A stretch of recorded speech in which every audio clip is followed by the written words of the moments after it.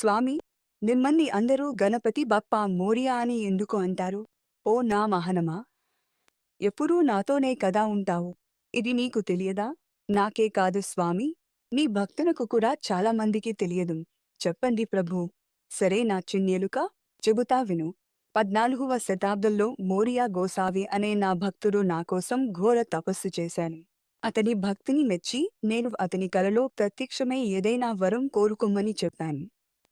ఎలాంటి వరం కోరుకున్నారు ప్రభూ? ధనమా? ధాన్యమా? అవేవి కాదు నా చిట్టి ఎలుక. అతడు నాతో ఏమన్నాడు అంటే, మిమ్మల్ని భక్తితో నాలా పూజిస్తే కనుకరిస్తారు అని అందరికీ తెలియాలి. అందుకే ఏ మానవురైనా మిమ్మల్ని తలుచుకునేటప్పుడు నా పేరు కూడా తలుచుకోవాలి అని నా వద్ద వరం కోరారు. నేను బాగా ఆలోచించి, ఇకపై నన్ను గణపతి అని మాత్రమే కాకుండా గణపతి బప్పా మోరియా అని పిలుస్తారు అని వరం ఇచ్చాను.